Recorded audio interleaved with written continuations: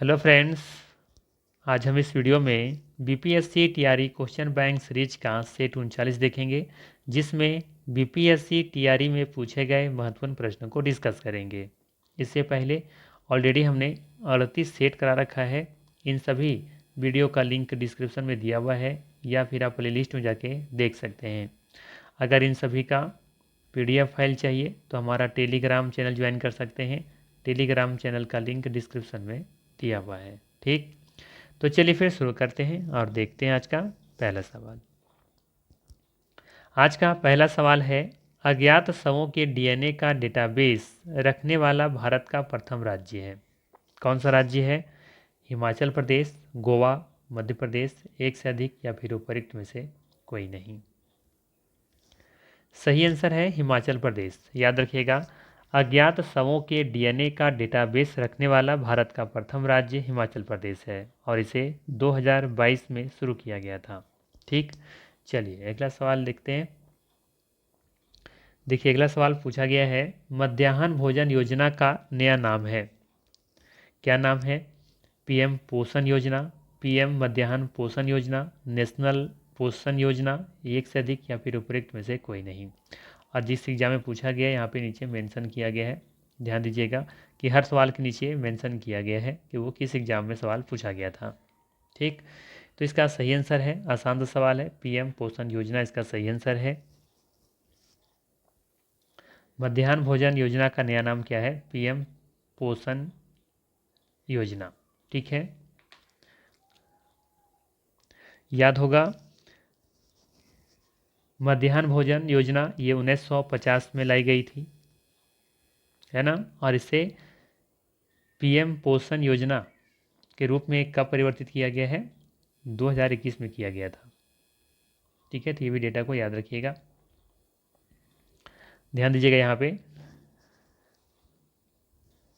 मध्याह्न भोजन योजना केंद्र सरकार प्रायोजित योजना है जिसकी शुरुआत 1995 में की गई थी।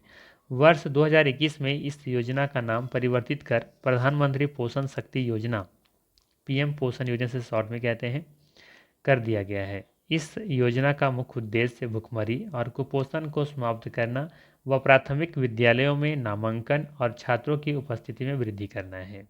ठीक है, तो इसके उद्देश्यों को भी देखते हुए चलना है। ठीक, चलिए अगला सवाल देखते हैं। अगला सवाल क्या पूछा गया था? अगला सवाल पूछा गया था कि नाबार्ड के अध्यक्ष हैं कौन है? के सीतारमन, भावेश गुप्ता, साजी केवी, एक से अधिक होगा या फिर उपर्युक्त में से कोई नहीं। सही आंसर है इसका सी ऑप्शन, साजी के वी। याद रखिएगा नाबार्ड के अध्यक्ष कौन है? साजी के वी हैं। ठीक है, बाकी डिटेल्स यहाँ पे याद रखिएगा। नाबार्ड का जो स्थापना है ना 12 जुलाई 1982 को शिवरमन समिति की सिफारिश पर की गई थी। ठीक है, 12 जुलाई 1982 को शिवरमन समिति की सिफारिश पर की गई थी। इसके वर्तमान अध्यक्ष कौन है? साजी केवी हैं। उन्होंने पूर्व में 21 मई 2020 तक नाबार्ड के उप प्रबंधक निदेशक डीएमडी के रूप में भी कार्य किए थे। ठीक है, ये भी याद रख सकते हैं कि साजी केवी 7 दिसंबर 2022, ठीक है, 7 दिसंबर 2022 से राष्ट्रीय कृषि और ग्रामीण विकास बैंक अर्थात नाबार्ड के अध्यक्ष के रूप में ये काम कर रहे हैं साजी केवी। इससे पहले 2020 तक ये नाबार्ड के उप प्रबंधक निदेशक भी रह चुके हैं। ठीक है, चलिए इसके अलावा ये जरूर याद रखिएगा नाबार्ड की स्थापना कब हुई थी और किनकी सिफारिश पर की गई थी या किस समिति के अनुशंसा पर की गई थी। तो ये शिवरमन समिति इसका सही आंसर है। चलिए अगला सवाल है, ओएनजीसी का अध्यक्ष है। ओएनजीसी का अध्यक्ष कौन है ये आपको बताना है। ये सवाल पूछा गया था ओएनजीसी। ठीक है, ऑयल नेचुरल गैस कॉरपोरेशन। ठीक है ना, इसका फुल फॉर्म होता है। तो इसका अध्यक्ष कौन है? ऑप्शन में दे रखा है डॉक्टर अलका मित्तल, डॉक्टर माधुरी मित्तल, डॉक्टर माधुरी गिल, एक से अधिक होगा या फिर उपरोक्त में से कोई नहीं। जिस एग्जाम में पूछा गया यहाँ पे नीचे मेंशन किया हुआ है, देखते हुए चलिएगा। इसका सही आंसर है ई ऑप्शन, उपरोक्त में से कोई नहीं। ठीक है, ओएनजीसी जिसका पूरा नाम oil and natural gas corporation है। ठीक है, सार्वजनिक क्षेत्र की एक पेट्रोलियम कंपनी है ये। इसकी स्थापना भारत सरकार के द्वारा की गई थी। ठीक है, वर्तमान में अब देखेंगे तो ये एक महारत्न कंपनी है। इसे 2010 में महारत्न कंपनी का दर्जा दिया गया था। बात करें वर्तमान में इसके अध्यक्ष कौन है, तो याद रखिएगा ओएनजीसी के वर्तमान में अध्यक्ष अरुण कुमार सिंह हैं।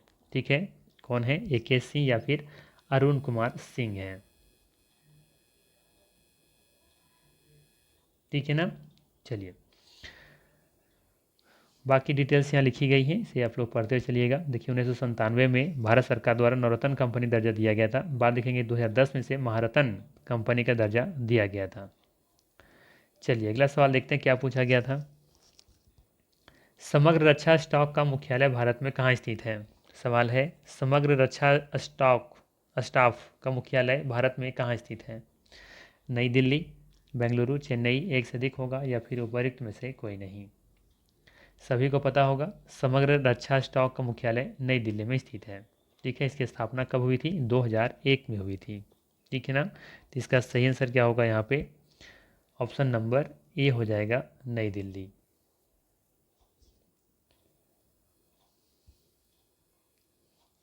अगला सवाल है अंतर्राष्ट्रीय न्यायालय ICJ कहाँ स्थित है। सवाल है अंतर्राष्ट्रीय न्यायालय कहाँ स्थित है, इसका हेडक्वार्टर कहाँ है। ऑप्शन दे रखा है हेग, नई दिल्ली, पेरिस, एक से अधिक होगा या फिर उपरोक्त में से कोई नहीं। इसका सही आंसर है हेग। अंतर्राष्ट्रीय न्यायालय का हेडक्वार्टर या फिर कहाँ स्थित है, ये हेग में स्थित है, याद रखना है। ठीक है, हेग जो कि नीदरलैंड में स्थित है, ये भी याद रखना है। और ये एक संयुक्त राष्ट्र जिसे UN कहते हैं शॉर्ट में का इसका प्रमुख एक न्यायिक अंग है। इसकी स्थापना कब हुई थी, ये भी याद रखिएगा। अंतर्राष्ट्रीय न्यायालय की स्थापना हुई थी 1945 में। ठीक है ना, चलिए अगला सवाल पूछा गया था, ये भी आसान सवाल पूछा गया था। विश्व पृथ्वी दिवस हर वर्ष कब मनाया जाता है ना। तो ये भी आसान सा सवाल था, सभी को पता होगा 22 अप्रैल को हर वर्ष पृथ्वी दिवस मनाया जाता है। ठीक, ज़्यादा डिस्कस करने की ज़रूरत नहीं है। और विश्व पृथ्वी दिवस 2024 की थीम क्या थी, ग्रह बनाम प्लास्टिक। अगला सवाल फिर से पूछा गया यहाँ पे 22 अप्रैल को किस रूप में मनाते हैं। ठीक है,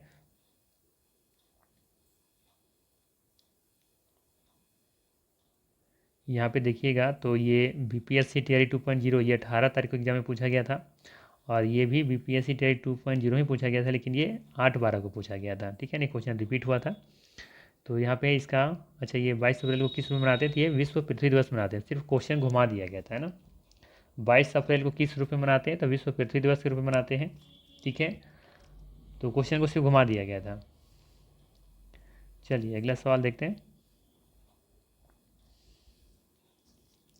अगला सवाल है स्टैचू ऑफ यूनिटी किससे संबंधित है। सभी को पता होगा, आसान सा सवाल है ना। दिए गए विकल्प में से बताइए कौन सा इसका सही आंसर है। आप लोग पता होगा तो कमेंट करके बता सकते हैं। ये ऑप्शन बिल्कुल यहाँ पे करेक्ट होगा, वल्लभ भाई पटेल। स्टैचू ऑफ यूनिटी किससे संबंधित है, ये वल्लभ भाई पटेल से संबंधित है। और ये भारत के प्रथम उप प्रधानमंत्री भी थे और प्रथम गृह मंत्री वल्लभ भाई पटेल की समर्पित एक स्मारक है स्टैचू ऑफ यूनिटी। इस ऊंचाई की बारे में बात करें तो इसकी ऊंचाई भी पूछा जा सकता है, याद रखिएगा। स्टैचू ऑफ यूनिटी की ऊंचाई है 182 मीटर। ठीक है, कितना है, 182 मीटर। और ये वर्तमान में यह विश्व की सबसे ऊंची चोटी में ये ऊंची प्रतिमा भी है, ये भी याद रखिएगा। अगला सवाल है निम्नलिखित कथनों पर विचार कीजिए। दे रखा है यहाँ पर पहला ऑप्शन में चंद्रयान 3 भारत का एक महत्वपूर्ण अंतरिक्ष मिशन नहीं है। बी कथन में है चंद्रयान 3 के साथ भेजे गए विक्रम लैंडर और प्रज्ञान रोवर अपना कार्य ठीक से नहीं किए हैं। सी कथन में कि चंद्रमा पर यान उतारने वाले देशों की सूची में भारत चौथे स्थान पर है। बताना है उपयुक्त कथनों में से कौन सा सही विकल्प है। केवल 1, केवल 3, केवल 2 या एक से अधिक या फिर उपयुक्त में से कोई नहीं।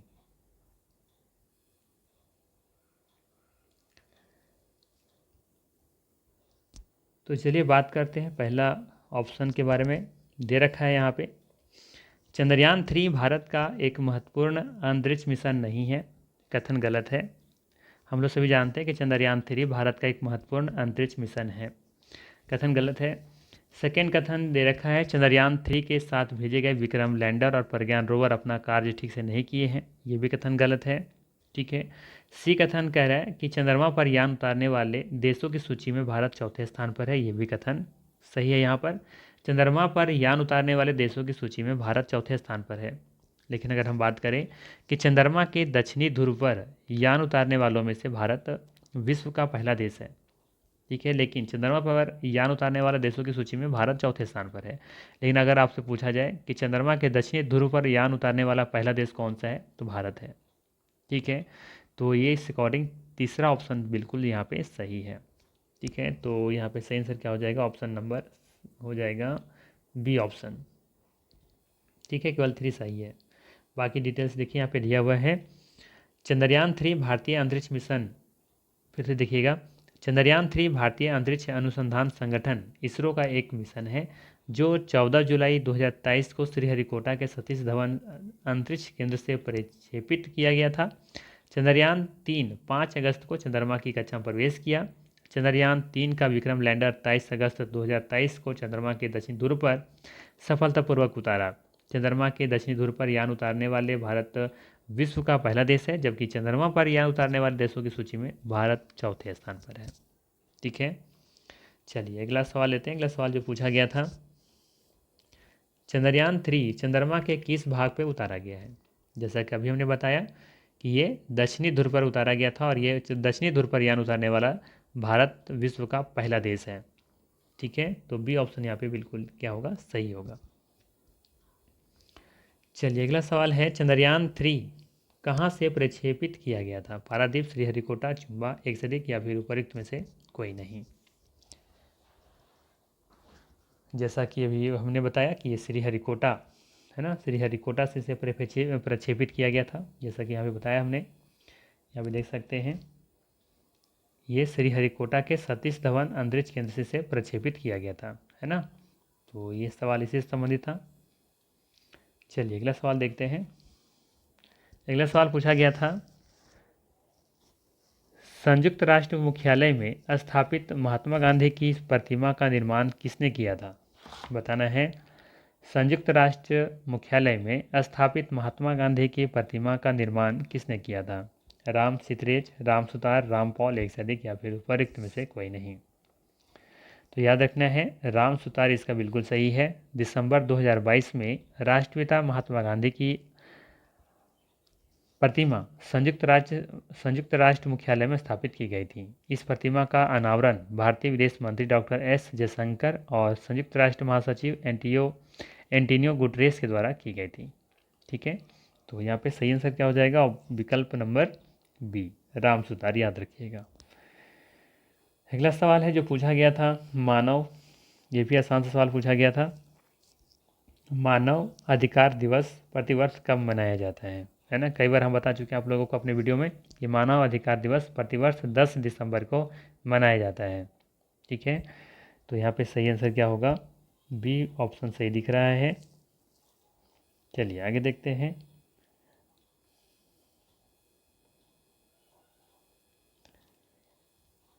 इंडिया प्राइड प्रोजेक्ट का उद्देश्य है, बताना है कि इंडिया प्राइड प्रोजेक्ट का उद्देश्य क्या है। पहला ऑप्शन में है विदेशों में रह रहे भारतीयों को न्याय दिलाना, या फिर एनआरआई द्वारा परित्यक्त महिलाओं को न्याय दिलाना, या फिर भारतीय विरासतों को वापस भारत लाना, एक से अधिक होगा या फिर उपरोक्त में से कोई नहीं। इंडिया प्राइड प्रोजेक्ट का उद्देश्य क्या है ये आपको बताना है। तो याद रखिएगा, इंडिया प्राइड प्रोजेक्ट का उद्देश्य है भारत की चुराई गई विरासतों को वापस लाना। इस प्रोजेक्ट की स्थापना 2013 में की गई थी। इंडिया प्राइड प्रोजेक्ट कला प्रेमियों का एक गैर लाभकारी समूह है जो चोरी हुई भारतीय कलाकृतियों को ट्रैक करने और उनकी वापसी सुनिश्चित करने के लिए अभिलेखीय सामग्री, सोशल मीडिया और वकालत का उपयोग करता है। ठीक, तो इसका सही आंसर है B option, bring Indian heritage back to India. चलिए अगला सवाल है, प्रामाणिक पोषक इकाई निम्नलिखित में से किसकी मापन इकाई है। प्रामाणिक पोषक इकाई निम्नलिखित में से किसकी मापक इकाई है? तो दिए गए विकल्प में से सही आंसर है भूमि की वहन क्षमता अर्थात बी विकल्प। ठीक है, प्रामाणिक पोषक इकाई निम्नलिखित में से किसका मापन इकाई है? ये है भूमि की वहन क्षमता का। ठीक है, देखिए डिटेल्स यहाँ पे। प्रामाणिक पोषक इकाई भूमि की वहन क्षमता की मापन इकाई है। वहन क्षमता किसी भौगोलिक क्षेत्र के परितंत्र में किसी जीवधारी प्रजाति की उस अधिकतम जनसंख्या के रूप में परिभाषित की जाती है जिसे उस परितंत्र के संसाधन पोषण प्रदान कर सकते हों। ठीक, चलिए अगला सवाल है, भारत में दूसरा पनडुब्बी संग्रहालय कहाँ बनाया गया है? भारत में दूसरा पनडुब्बी संग्रहालय कहाँ बनाया गया है? दीघा पश्चिम बंगाल में, हावड़ा पश्चिम बंगाल में, या फिर सुंदरबन पश्चिम बंगाल में? सही आंसर है दीघा पश्चिम बंगाल। भारत में दूसरा पनडुब्बी संग्रहालय पश्चिम बंगाल की दीघा में स्थापित किया गया है। भारत का पहला पनडुब्बी, आप लोग कमेंट करके बताइए कि कहाँ पे स्थापित किया गया था। भारत का पहला पनडुब्बी संग्रहालय कहाँ पे स्थापित किया गया था? जबकि दूसरा आंसर है दीघा पश्चिम बंगाल। ठीक है, भारत में दूसरा पनडुब्बी संग्रहालय दीघा पश्चिम बंगाल में स्थापित किया गया था। जबकि आप लोगों को कमेंट करके बतानी है कि भारत का पहला पनडुब्बी संग्रहालय कहाँ पे स्थापित किया गया था। ठीक है, तो अगर किन्हीं को पता होगा तो जरूर कमेंट करके बताइएगा। ठीक है, वैसे इसका आंसर होगा विशाखापट्टनम। भारत का पहला पनडुब्बी संग्रहालय विशाखापट्टनम में स्थापित किया गया था। ठीक, चलिए लेते हैं अगला सवाल। अगला सवाल है, श्रीलंका कब स्वतंत्र हुआ? श्रीलंका कब स्वतंत्र हुआ था? 1945, 47, 48, एक से अधिक, या फिर उपर्युक्त में से कोई नहीं? सही आंसर है 1948। ठीक है, श्रीलंका कब स्वतंत्र हुआ था? 1948 ईस्वी में हुआ था। ठीक है, ध्यान दीजिएगा यहाँ पे, श्रीलंका की ब्रिटेन से स्वतंत्रता 4 फरवरी 1948 को मिली थी। श्रीलंका ने ब्रिटेन से आज़ादी प्राप्त करने के लिए लंबे समय तक संघर्ष किया। इसके बाद वर्ष 1972 में श्रीलंका गणतंत्र बना। ठीक है, आज़ादी कब मिली है? 1948 में। गणतंत्र कब हुआ था? तो 1972 में। चलिए अगला सवाल है, आयरलैंड को ज़बरदस्ती यूनाइटेड किंगडम में कब मिलाया गया? आयरलैंड को ज़बरदस्ती यूके में कब मिलाया गया था? 1707, 1798, 1801, एक से अधिक होगा, या फिर उपरोक्त में से कोई नहीं? याद रखिएगा, आयरलैंड को ज़बरदस्ती यूनाइटेड किंगडम में वर्ष 1801 में मिलाया गया था। भौगोलिक रूप से उत्तरी आयरलैंड आयरलैंड का तथा राजनीतिक रूप से यूके अर्थात यूनाइटेड किंगडम का हिस्सा है। विकल्प यहाँ पे सी बिल्कुल सही होता।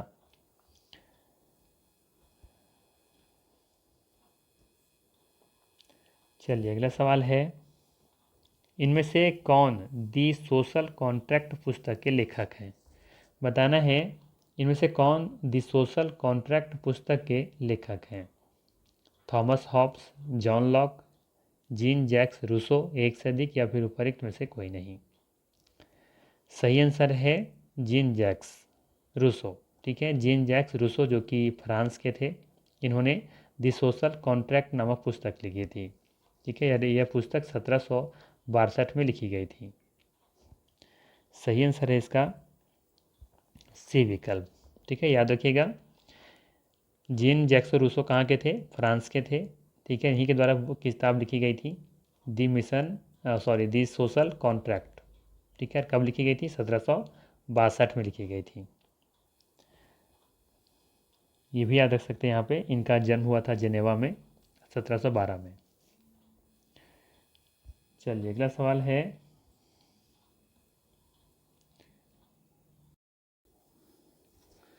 इनमें से कौन विश्वास करता था कि साम्यवादी समाज भविष्य का प्राकृतिक समाज था? विकल्प दिया है, Karl Marx, Friedrich Engels, Robert Owen, एक से अधिक, या फिर उपरोक्त में से कोई नहीं?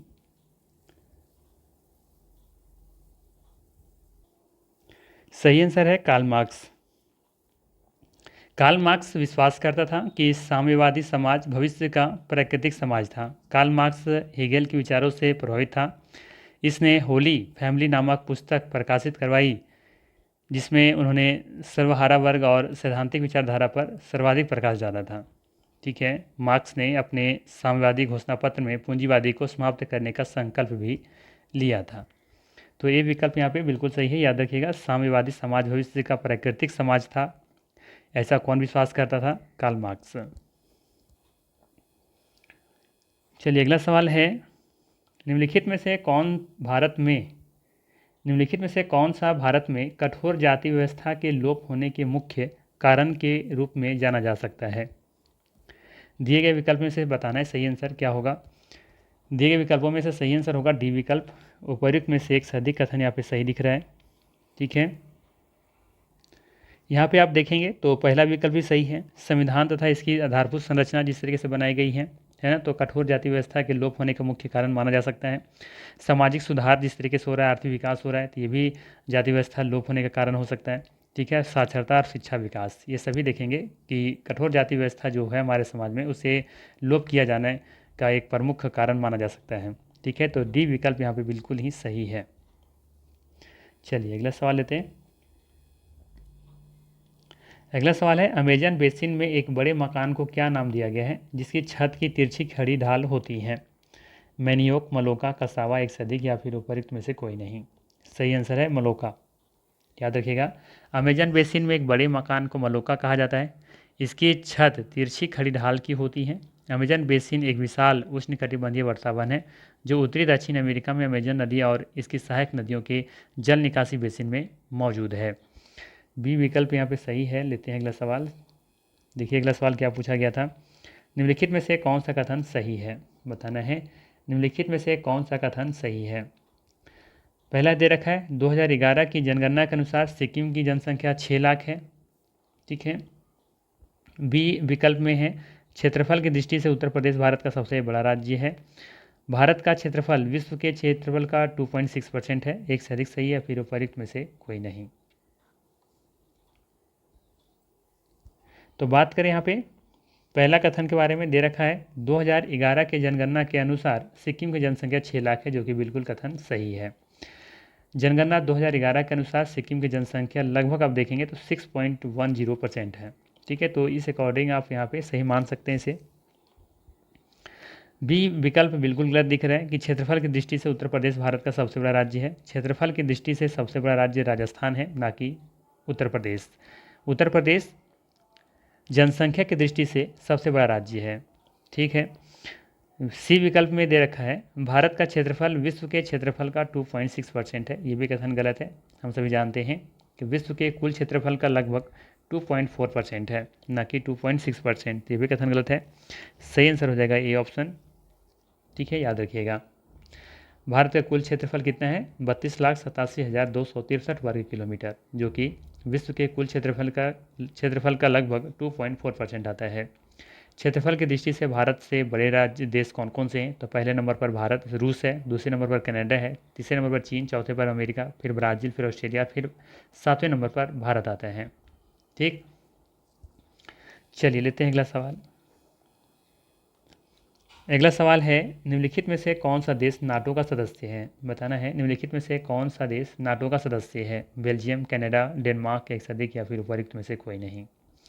तो देखेंगे ध्यान से, तो दिए गए विकल्प में से सभी नाटो के सदस्य हैं। ठीक है, डी ऑप्शन यहाँ पे सही होगा। आइए ध्यान दीजिएगा, यहाँ पे नाटो का विस्तृत रूप क्या है? नॉर्थ अटलांटिक संगठन। ठीक है, संयुक्त राज्य अमेरिका, कनाडा और कई पश्चिमी यूरोपीय देशों द्वारा अप्रैल 1949 में से स्थापित किया गया था, और ये सैन्य गठबंधन है। इसका मुख्यालय बुसेलिया या फिर बेल्जियम में स्थित बुसेलिया जगह है। वर्तमान में इसमें 31 सदस्य हैं। ये जरूर याद रखिएगा कि वर्तमान में नाटो में कितने सदस्य हैं, तो 31 सदस्य राष्ट्र हैं। इसके मूल सदस्य कौन कौन थे? Belgium, Canada, Denmark, France, Iceland, Italy, Luxembourg, Netherlands, Norway, पुर्तगाल, यूनाइटेड किंगडम और संयुक्त राज्य अमेरिका। नाटो का 31वां सदस्य फिनलैंड को मार्च 2023 में बनाया गया है। ठीक है, तो याद रखिएगा कुल मिला के इसमें 31 सदस्य हैं। इसकी स्थापना 1949 में की गई थी।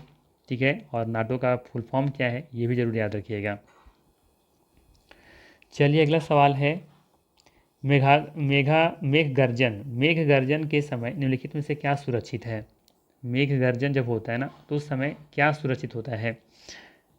खुली छतरी को लेकर चलना, छोटे पेड़ के नीचे आश्रय लेना, खुली जगह में खड़े रहना, एक से अधिक या फिर उपयुक्त में से कोई नहीं। तो जब भी मेघ गर्जन होता है जिसे गर्जना कहते हैं, तो उस समय खुली छतरी लेकर के चलना ये सुरक्षित नहीं है, क्योंकि उसमें लोहा का कुछ लगा होता है ना, तो वो थोड़ा सा डेंजरस हो सकता है। छोटे पेड़ के नीचे आश्रय लेना, ठीक है, तो ये कर सकते हैं आप, छोटे पेड़ हैं तो वहाँ पे आश्रय ले सकते हैं। और खुली जगह में खड़े रहना ये भी सही नहीं है, ठीक है। तो यहाँ पे सही आंसर क्या हो जाएगा, विकल्प नंबर बी आप सही मान सकते हैं कि मेघगर्जन के समय छोटे पेड़ के नीचे आप आश्रय ले सकते हैं। ध्यान दीजिएगा, मेघगर्जन तड़ित बोल्ट के आसपास हवा की तेजी से विस्तार के कारण होता है, अर्थात मेघगर्जन तड़ित के कारण होता है। तड़ित बादलों के बीच या बादल और जमीन के बीच पर प्रवाहित होने वाले इलेक्ट्रॉनों की धारा है। मेघगर्जन के समय कोई भी खुला स्थान, ऊंचे वृक्ष, ऊंचे स्थान सुरक्षित नहीं है, ठीक है। मेघगर्जन के समय कोई भी खुला स्थान हो, ऊंचे वृक्ष हो, ऊंचे स्थान सुरक्षित नहीं होते हैं।